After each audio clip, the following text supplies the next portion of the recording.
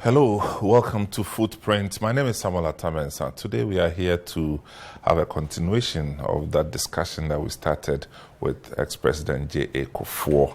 And I know you enjoyed it, but today he's moving us into the 70s, 80s, 90s, and when he became president, his own reflections about his presidency and Ghana after J.A. Kufour. So 81 December, so started 82? I remember when we came out of the prison gates, Mr. Deku, who was an elder of this alliance of parties, all people, and very close with Victor Osu and Darocha, he had come with a bus standing, and then he received us and said we should go with him. They took us to the police information office also in the headquarters. There's a big office there. And there they said they wanted to take our details, the police. Our wives had followed there. They wouldn't let us go till our wives surrendered our passports. So they took our passports as if we were a security risk. Took our particulars and then they released us. And so the coup again took us from there to Victor Osu's house. Same day they released us. And there, Victor and the elders, the Darocha, of course, the coup and others, the elders were there. And they told us that the coup makers had sent Brigadier Nunu Mensah, who is still alive, to talk with them, that they were thinking of doing something like a national government and that they would want our side to be part of it. Nunu Mensah must have convinced the elders. So the elders advised us that when we got invited, we shouldn't say no. We should cooperate for the good of the country and all. So it's okay. And from there, they allowed us to go to our homes. I went home. I lived on the Achimota Road. The very next morning, Kwame Ahoy, the Ahoys, Atu was my junior in secondary school, and I look on them as my younger brothers. Kwame Ahoy came, knocking. I opened my door. They said, I'd been sent by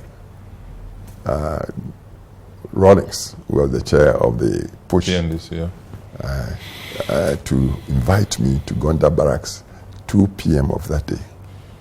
And that I should go to Elwak. There's a filling station near the Elwak Stadium. Yeah, that's filling station. Yeah. There's no more there, but there was one there. That I should be there, and that Kojo Chikata would come and pick me. And truly, 2 p.m., Kojo Chikata came to pick me, took me to Gonda Barracks, and then took me to this place, somehow where so about 10 of so people. Oh, in military uniform? No, civilians. Oh, okay. It's military and civilian. But I remember PV Obin came a bit late. I sat between PV and Rawlings. Rawlings was here. Kwame sat, I think, next to.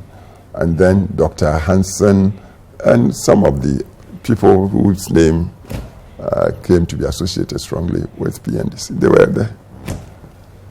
And it was there that after some interaction, they told me that they wanted me to do local governments for them.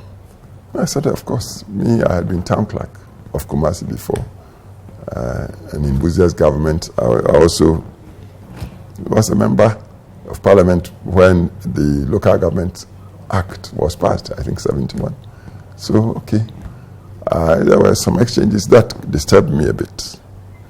Because I think they had the impression that the parliament, 79 parliament, had tried to change the constitution that had the transitional provisions that gave protection to coup makers. So I had to explain that the then speaker, 79 speaker, Justice Griffith Randolph, late Justice Griffith Randolph, smartly refused to allow that motion. He didn't permitted to come to the floor, even though people had heard that there was a move to bring a motion that would have led to trying to amending the constitution to remove the transitional provisions. So I tried to explain, but that they would raise that issue at a time when they had given the impression they wanted reconciliation disturbed me. But as it was, when I finished, they told me, one of them, as I was going, followed me and said, oh, they wanted to see Alhaji Idris Muhammad, who had been the running mate for Victor Osu in the 79 election, or the All People's Party, the deputy leader to Victor. So I said I'll invite him out. When I got back, I'll phone him to come and see them. But me, from there straight away, I went to Victor Osu's house and told Victor Osu that, hey, are you sure this promise of reconciliation would materialize? Because the mood I felt at that meeting with the makers of this coup wasn't that accommodating, not friendly. Victor considered it a bit and said, you shouldn't worry, just stay in there and see. And that's how I got so you were secretary for local government. You were the secretary for local government, in today's term, minister for local government. Yeah. So this is his first invitation to the Rawlings second coming, PNDC. Yeah. And this was in 82, right? 82. So you found yourself in the seat of local government minister, so to speak. What were your experiences doing the work proper? Well, I thought that we were going to operate like a cabinet with PNDC. But from the scratch, the time they got me in, and then Alhaji Idris Muhammad I mentioned. Yes. And then Obed was the foreign secretary. And then KB Asante, who wasn't part of our party, but was there, I think it was education also. Yeah, education. We were like strange among the revolutionaries. We would go to our offices and try to do something. But then a minister should normally work from a policy of government. But we went meeting the PNDC. For the first month or almost two, we didn't get the opportunity to meet with the PNDC as we were hearing on. So they were like the cabinet. Yeah. So we were just, every week we would go to council. The chair of the meeting of secretaries was BBD Asamoah. I haven't heard of him for a long time. I don't know if he's still around. He was a senior, I think, retired civil servant or so. Then we would sit around the table, and we didn't know the agenda well. And that disturbs some of us greatly. And the mood of the country was so tense. I think there was curfew, as you know. By 6 p.m., everybody was running helter-skelter. Yeah. So we are secretary, then we should meet. We should know the vision of government, what government wants to do. But it wasn't like that. So how long did you last? I lasted altogether about 6 months. But then I think about the second or third month, at one meeting, we were told Chairman Rawlings would come to the meeting. So some of us were eager to come. He should come and sit with us and let us hear what the whole thing was about. And he walked in, followed by late Courage Kwashiga, Chachu Chikata, and PV Obi. They came with him. And I think Kojo Chikata too quietly followed. They sat one end. Chair was PBD Asamoah sat there. Then after a bit of the deliberations, without Rawlings till then talking much, Asaba, he shot him. You, they're pointing at the chairman, PV. Get up. Move away. PV, go and sit there. That alone, you could imagine, shocked some of me. I was saying, hey, what is this? And poor BBD Asamoah gathered his documents, pushed aside, and PV from behind Rawlings went to sit there. And then Rawlings said, from now on, PV will be your chair. Whatever you let us know, you just carry on whatever you let us know.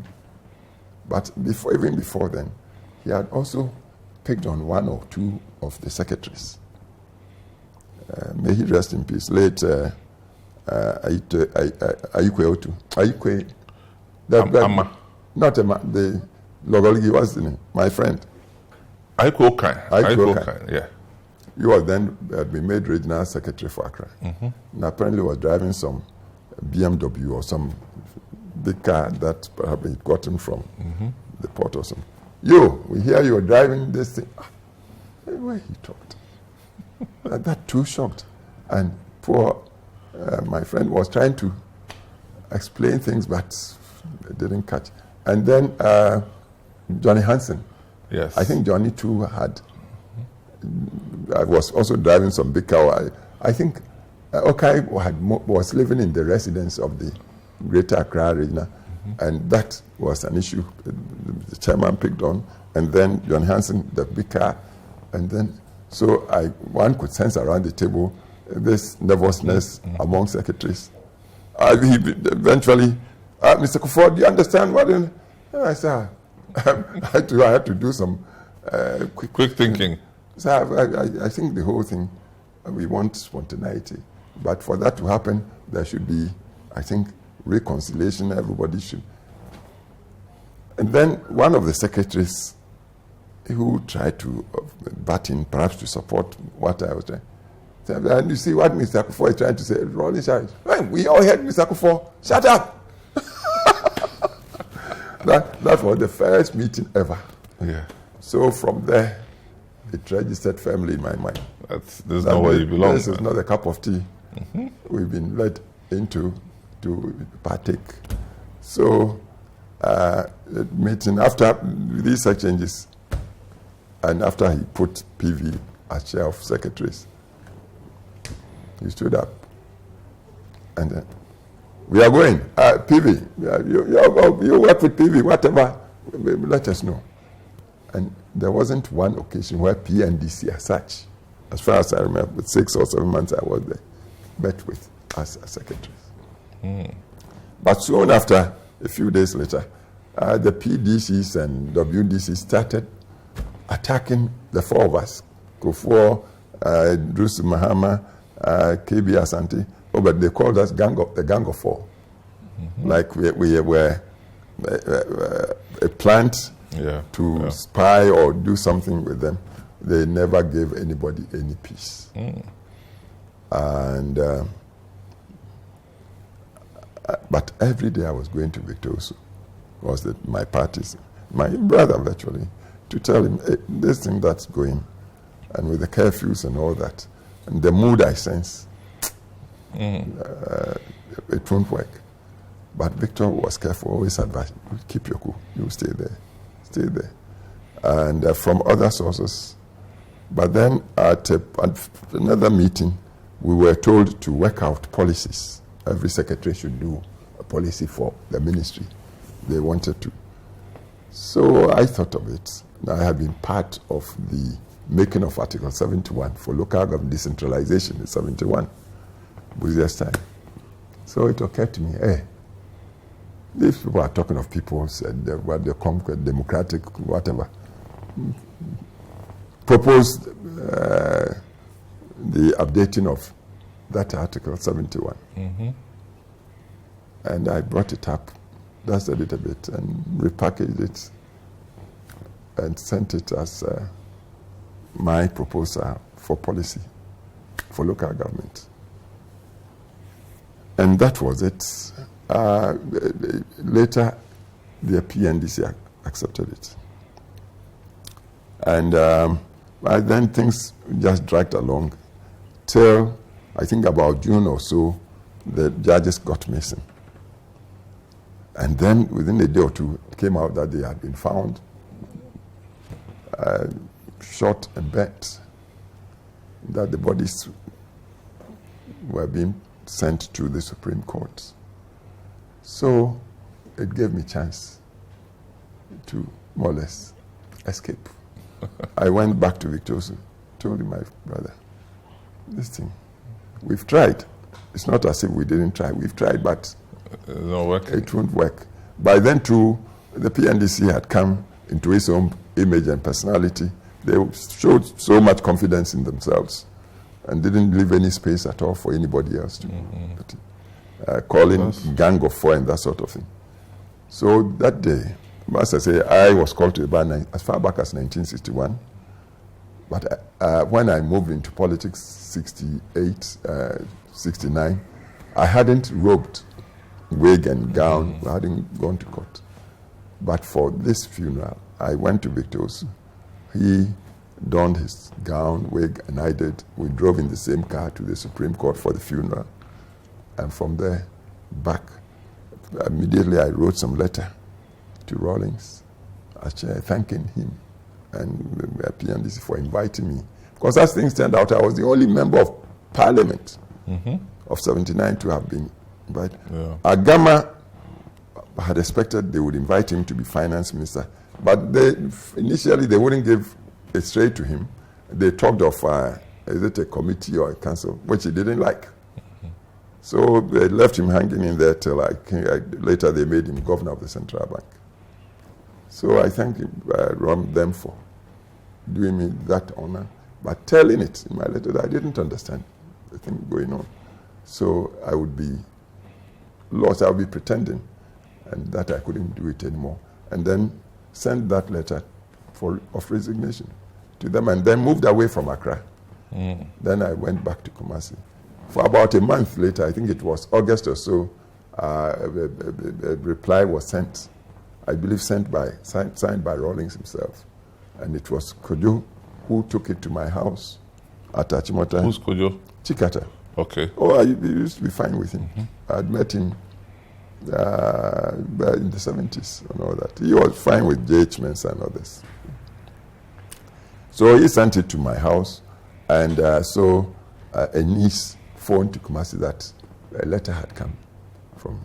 I said they should let me know, and it was acceptance, saying they appreciated that my outlook was different from, and that they thanked me for. So that was my term with departure. Wow. Yes.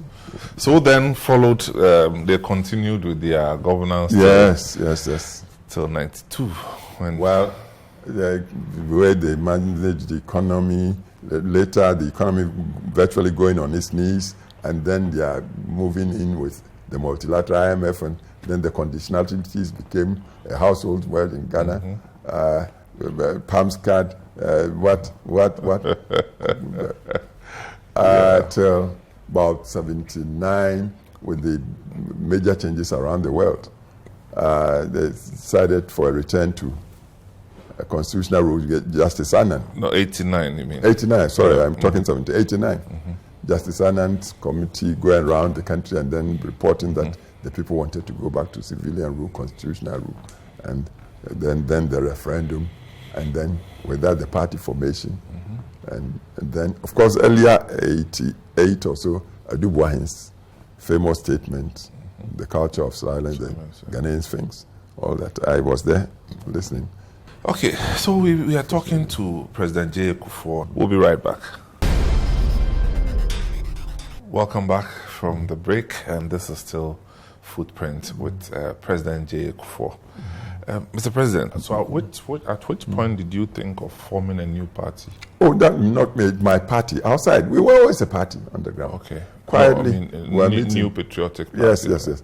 The New Patriotic Party came about 91 or so. But before then, in Kumasi, which has always been a hotbed of politics, there was this old journalist called Atakrejiman. Died in the war, Domo man, Dankwa East and Buzia East. He and Reverend Asante Entry, the Methodist Reverend, who is still around, I think Council of State member also. And I think Dr. Selby, Dr. Bilson, medical doctor, who was also political. One who formed Third Force Party. Yes. They had formed the Dankwa Buzia Club and Kumasi Methodist School, near the manse of Dr. Asante Entry. So the school is there, the Sopho's house is there, and then in the classroom. Saturday in the mornings, about 10, 11, they started meetings. I was in Accra. But then I think after the initial meetings, a message came to me that this club was forming and that they wanted me to go. So I drove down once or twice, and seeing the membership, growing membership, and the seriousness of deliberations and all that, I saw the potential of it. Just around then, too, the whole world was seeing a loosening of up of, say, communism and radicalism, and then Justice Anand's thing was in this. So I said, this is it. This thing will lead to what we should want. So I came back to Accra. I remember going to Akufo's chambers once and told him, my friend, there's something cooking in Kumasi that will lead to the restoration of at least our tradition. So they invited me. I felt, you come along too. And he said he would. Then I went to Odoe Sykes, who is still around. So Odoe, please, let's go to Kumasi to attend one of these meetings. He said he would. So one Saturday or so, I drove with, or we went, must have gone Friday. But with Odoe, Kufour came. And then the shaping up came. Late Obimman was there. People started pouring in. Till, I believe, 91, the whole thing firmed up. And then the referendum, the results, and all that, going back to party politics. So this club grew, and then we started meeting in Accra, late Stephen Kreku's house, in cantonments. And it was there under that time Victor Osu had suffered a stroke, and he was receiving a chair of the party. So Darocha had converted from the general secretaryship to the chairmanship with Ajeni Mboating as the secretary. So we met him, and it was there that eventually we decided to form the NPP, New Patriotic Party, with people like Dr. Safuedu. It was Safuedu who suggested the logo of, I believe, the elephant. So this is how started NPP. Wow, so this is how NPP started. Yes. And the rest, as they say, is history. As history. Yes. I'll be taking a bit of your own presidency. Yeah.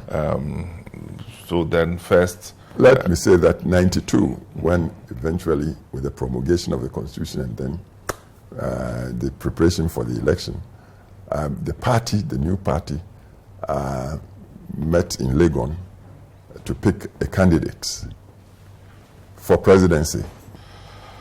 Okay, so now we are seeing 92 coming, and you had a leader like a Dubois.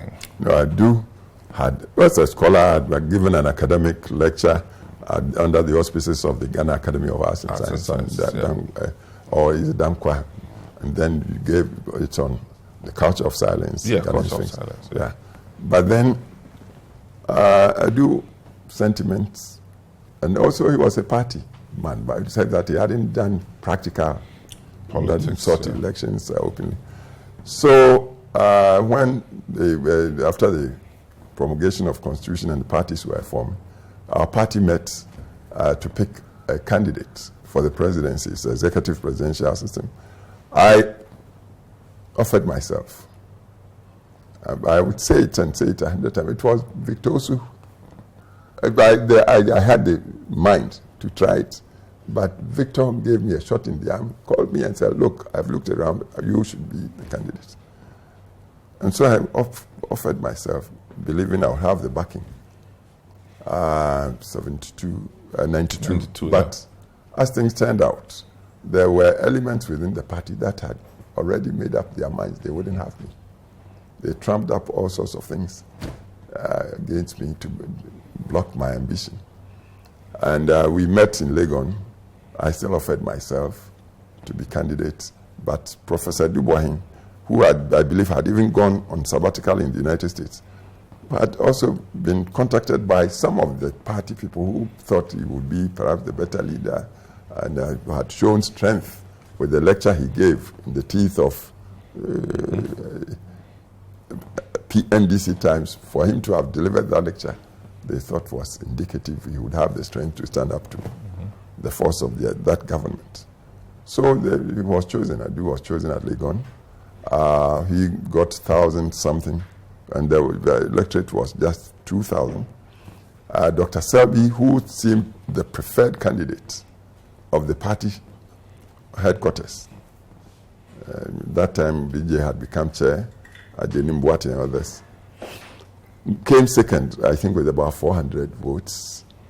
Kufour, I think the contestants were 6 or 7, came third. And that Kufour beat people like Safo Edu, J. Addison, really put Kufour in a good by this time. And so when Edu was picked, of course, I was loyal to Edu. I was always fine with Edu. We followed him, did the campaigning, and we thought, given the state of the economy and all the hardships under the military regime and all that, Ghanaians would want to break away from PNDC. But the Electoral Commission, which had been set up virtually under the guidance of Justice Annan, who was like the grand uncle of the PNDC, the real power behind the picked the Electoral Commission, and Justice Fori Boating, with Farijan deputy and all that. So we went to the election. We didn't hold the presidential and parliamentary same day, split. And with high hopes that we could take the presidential power, only to be told later by Electoral Commission we had lost. So party, out of anger, said, no way, it's a stolen verdict. And so with that, party decided to boycott even the parliamentary thing. Because I had reverted, I was going to stand again at Nchuma.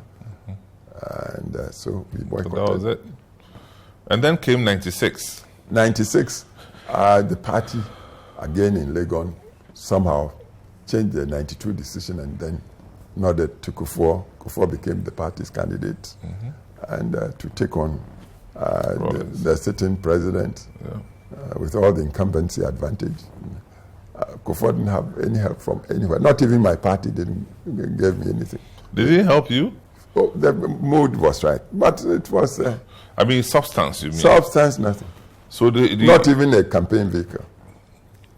You had to. So I had to depend on myself largely, with a few well-wishers, and again. And then you'd remember, may he rest in peace, late Mr. Kwal Kenson Aka. Yes. Yes, we had been more or less thrown out of the governing party, PNDC, NDC, because PNDC had become NDC.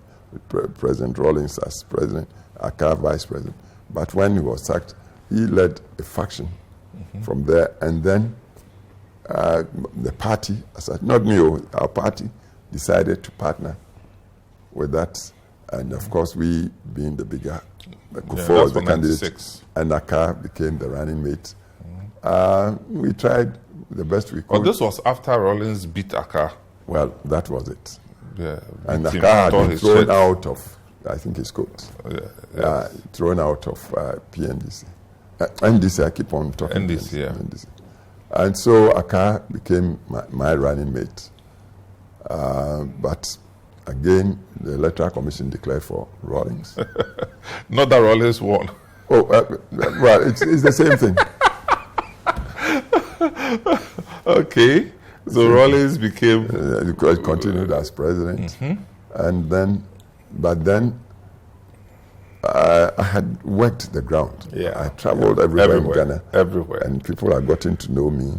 And so at his swearing in, I got the invitation and to the Flagstaff Square. And protocol had not intimated that I should go and congratulate him or anything. But as we sat there, and I'll say it openly, the grounds, I think I went with Peter Jete, Asma Banda, of course my wife was with me. Kwesi Ahoy, as the Ahoys are like my young brothers. Kwesi Ahoy, who sat in there, sent a short message. He was sitting at the back. Senior, go and congratulate. So I looked back and I saw him and said, why? For occasions like this, it's protocol that guides. Suppose I started moving, then security would think this guy is up to something. He lost the election to this man. What would be the result? So no, I wouldn't go. But then I don't know if Kwesi went around to talk. I sat there, then protocol walked straight to me and said the president would receive me. So, of course, You went with your wife? My wife. And then the chairman, Peter Jete, Asma Banda, who was, I think, a CAS group chair, they followed me. And we went up the stage to shake hands. He was very polite. And, boss, we would have drinks later. So I thanked him. And then we greeted him and we went to sit. And so that was it. And he continued. And I reverted to my... To go and wait for 2000. 2008. No, so I'm saying to wait for 2000. 2000. But the party, you see, our party's constitution is you try, you lose, you fall back in line within the party till the next round of conference. And so 98 I got. So 98, okay. I so 98 was a Sunyani. Sunyani, yes. I won. And that was outstanding. Yes, very much. And then 2000. By 2000 again, the economy was in such a parlor state. Was crawling.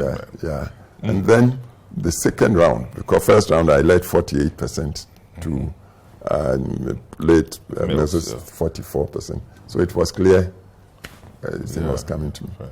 And so I opened my arms and all the smaller parties came to join me. And so thankfully, and that was it. We took it.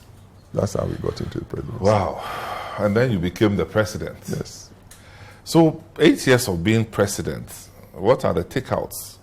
What's the Ghana that you saw before you became president? Was it the Ghana you superintended over?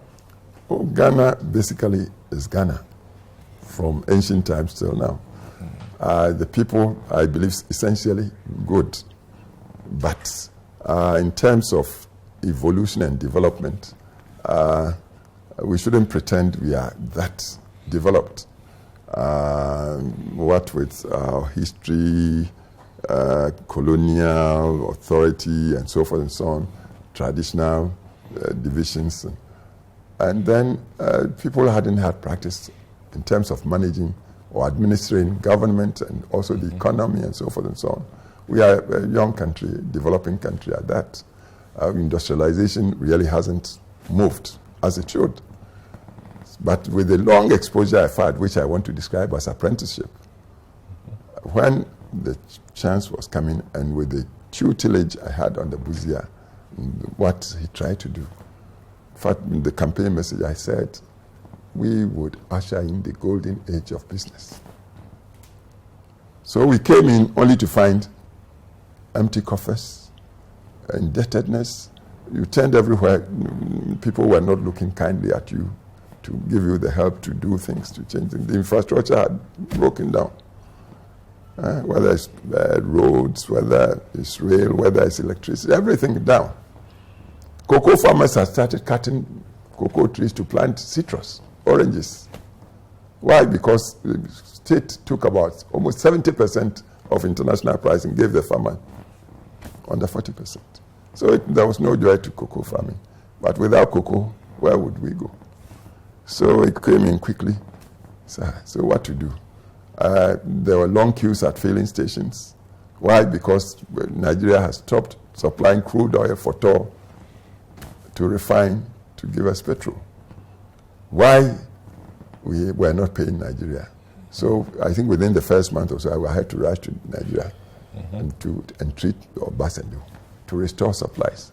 The man said, look, our policy is not to continue supplying people who wouldn't pay. So I said, I'll pay. My government were different from the outgoing government. So he had met at Aso Rock with all the ministers around and his advisors. They told me this.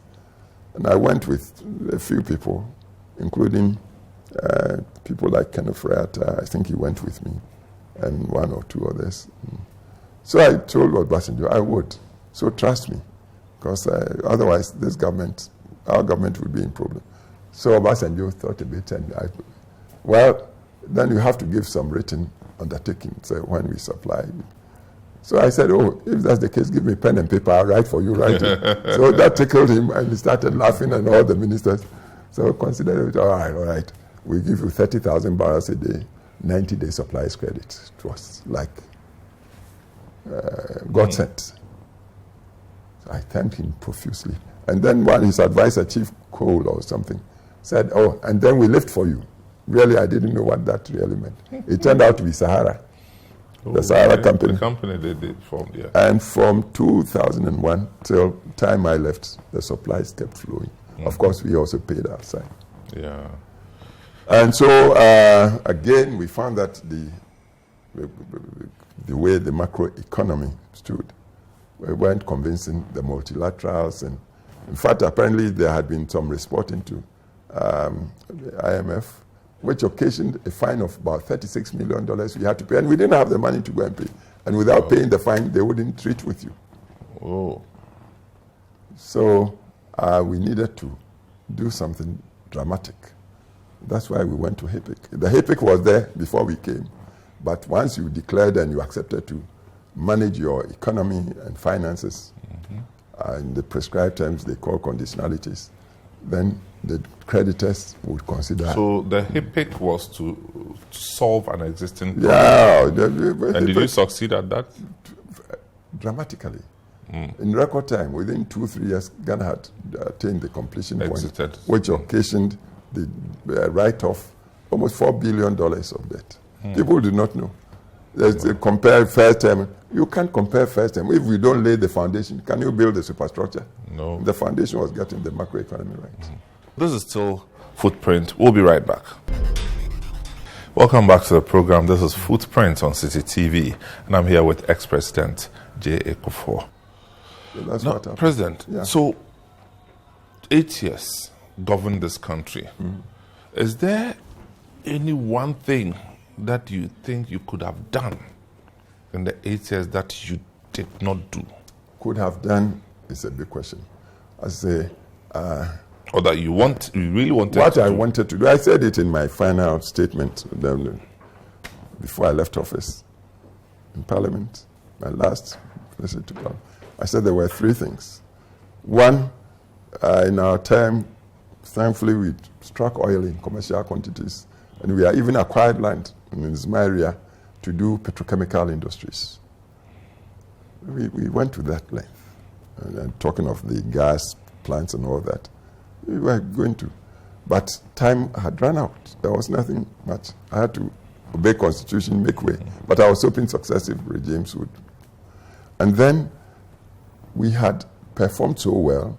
We had moved our economy from HIPIC, what we like, underdevelopment, to middle income by 2006, and attracted Barclays International to sign with us to do an international financial services center that, in general parlance, is called offshore banking. Here, we opened office at the airport city. All the laws were made, and we worked at it for about 3 years with consultants from Mauritius. So what was left was maturing this industry. That too. So I was praying that whoever would take over would follow. And then the third one was bauxite aluminum. We bought out Kaiser, Vaco. Yeah.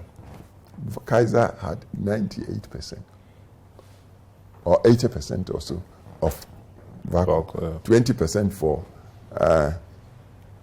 Alcoa. Alcoa that time was the world's biggest aluminum industry. So they had 100% ownership of Vaco. Ghana didn't have. And they had used our energy from Akosombo cheaply, like a cent per unit of electricity. And Nkrumah allowed this to start in hopes that Kaiser would mine our bauxite and process, refine, and do the alumina here. instead of bringing alumina all the way from Jamaica across Atlantic to process in our smelter. But they got this opportunity from Nkrumah. From about 64, thereabouts, used this in an article, this 2006-7, when I was in the castle, when their vice president, Kaiser came and said, under the crunch, international economic crunch, to say that they had decided to sell off non-core businesses, including. So I said, and that they wanted to know if Ghana was interested. I said, of course, Ghana was interested. And so it came to how much? And I said, you, and incidentally, in his address, he said they had benefited so much from Ghana. I said, good. If you had benefited so much and you were going to go, you should come to tell, take, because we've been good to us. He said, no, we don't do business like that. So I said, then tell me how much you wanted. Then he started talking about the worth of the assets here, the smelter, their properties in Tema, their hospital, their this, that, running into over 100 million. And I said, look, my friend, we didn't have that sort of money. You know, HAPEC, now we are rebuilding, and you admitted you benefited so much. 1 cent per unit of electricity you've used for 36 years. So give it to us. If you won't give, then the offer will give you $15 million for everything you are leaving behind. 15 million, 15 million. The man nearly fainted with sweat. Oh, no, Mr. President, please be serious. I'm being serious. We want it, but we don't have the money you're talking about. So give to us. After haggling, we settled on $18 million, 1/8. So meaning 80% through that agreement had come to Ghana. And then ACOA, which wanted to become our partner, came in with terms that would have reduced us to like colonial arrangement. So we said no to it. In fact, they invited me to Jamaica to see the operations in Jamaica where they mine the bauxite or refine and then bring the alumina all the way to Ghana. They showed me all this. And I was tempted that if you do this and do our Kibi or Chebi deposits and then move on to Nani, that's the industrialization. This was what Nkrumah was anticipating to do the industrialization. So, but then when it came to the terms, I saw that they were going to take us for a ride. So I said no. And then the Canadian group, Arcan, came to negotiate. They were just slightly better. So we said no to them. Then eventually, on advice, the Brazilian group, Vale, also heavy metals, came on. They negotiated with us and then came to about 50-50. So we signed with Vale, MOU.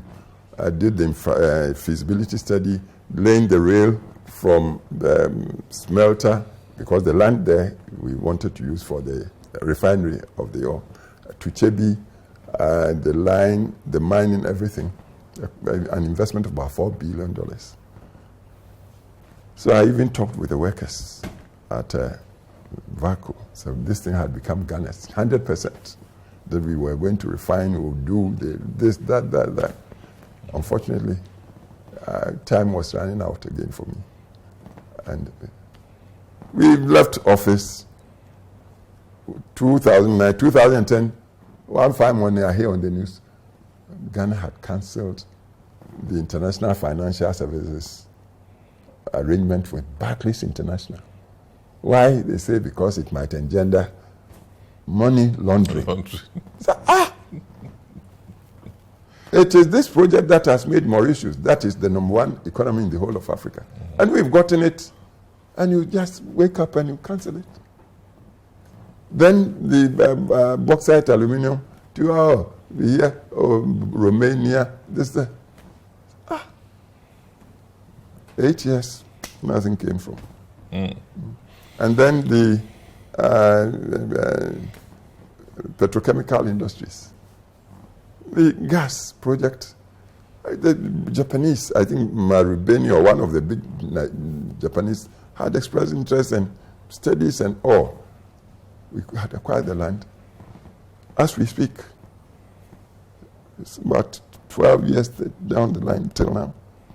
Where is the gas project? It's there somewhere, but how well is it working? Whereas if they had followed this thing we had started with the Japanese, perhaps we would be using a very ongoing, active industry for about 8 years. So these are some of the things. Yeah. But in terms of what I could do and I didn't do, I don't have that regret. Because I think we worked to bring Ghana into the middle income status. Well, you had the results showing. Everything. Yeah. Everything.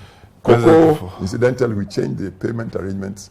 So cocoa that had been about 350,000 tons, 2001, moved by 2004-5 to over 700,000 tons. All-time record in over 100 years of cocoa production in this country. And we predicted 2006 that if we continue by 2010, we would hit the 1 million ton mark. And it happened. Of course, our brothers from the other side wanted to claim, you do cocoa farm 1 year and you get 1 million tons.